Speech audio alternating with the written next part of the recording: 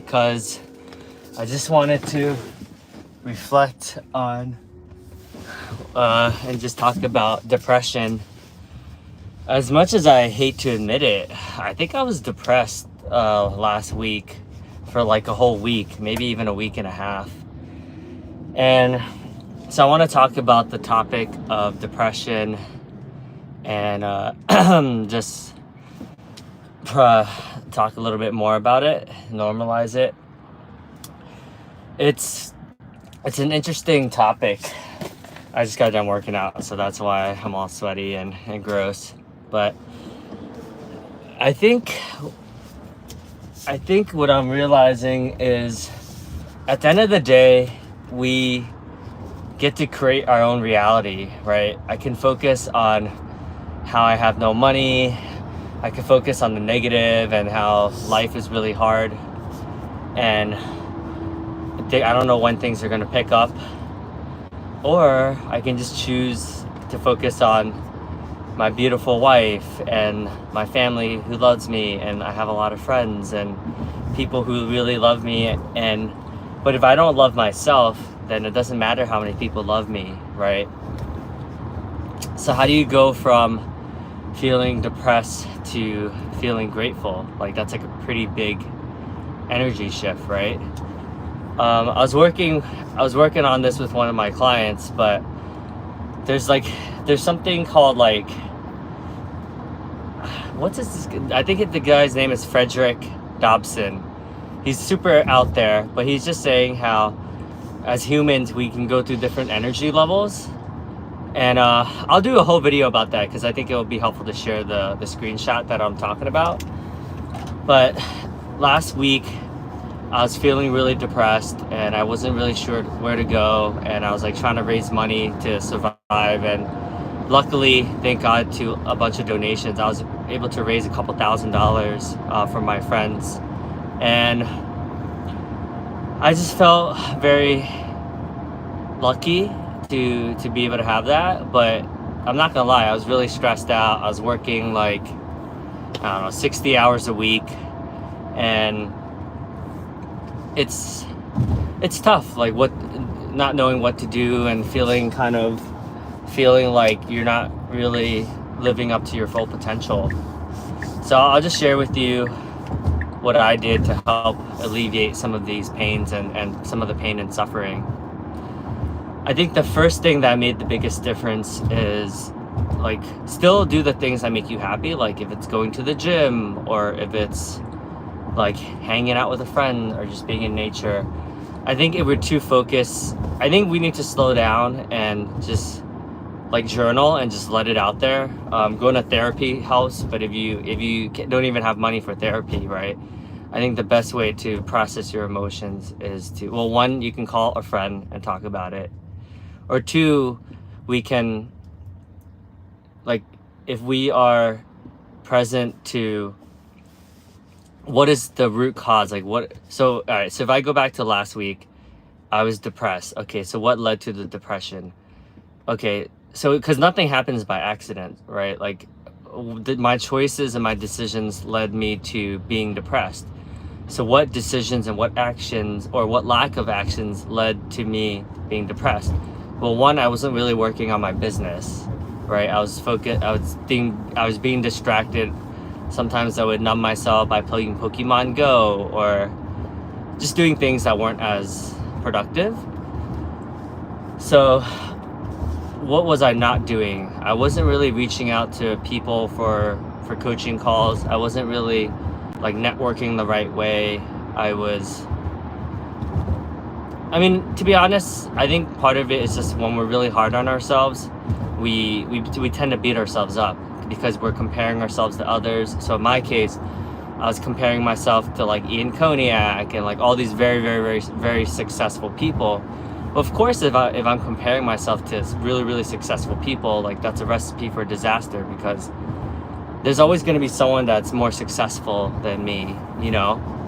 And the more we can just slow down and just appreciate that I'm still alive, that I'm able to, and then just appreciate the little things. Like even if I eat like a really nice meal, it's like, okay, if I'm present, then I'm grateful for the farmers that made the products that made this meal, or I'm grateful that these random people that I'm interacting with on a daily basis.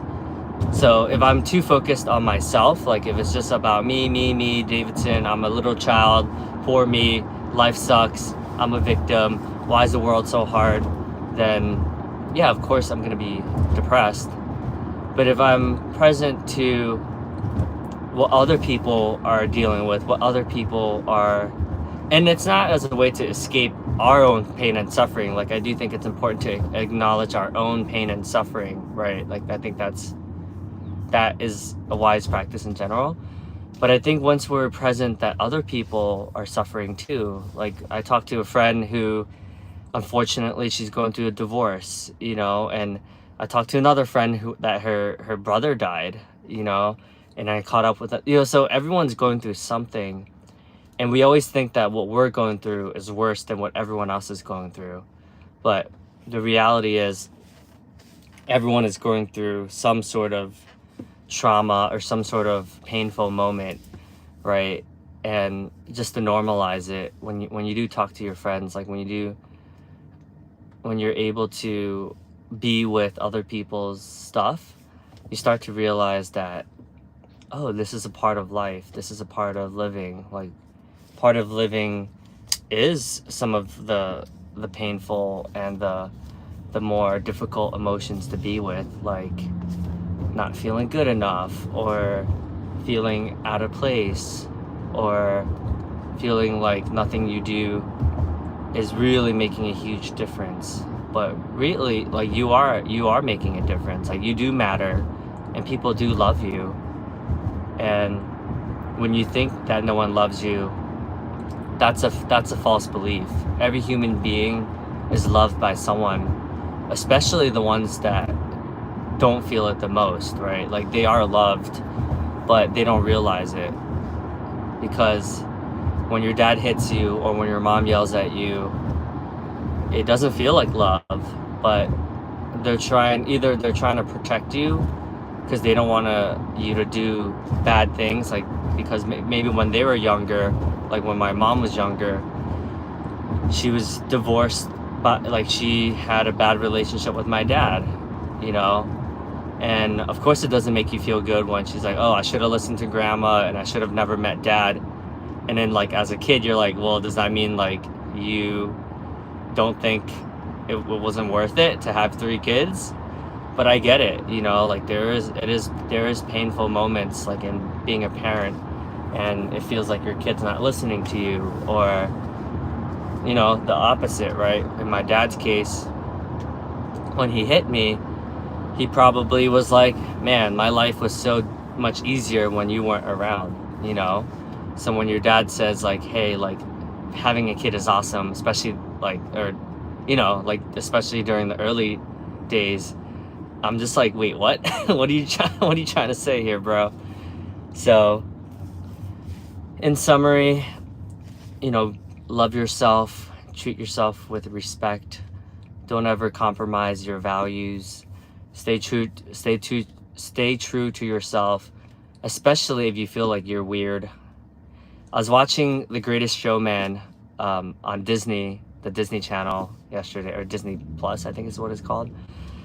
And me and my wife like love The Greatest Showman, and it's awesome because Hugh Jackman, he grew up really poor, and the girl that he ended up marrying, I think her name is Charity, grew up in a wealthy family, and he really wanted to prove himself. He wanted to be very, very successful.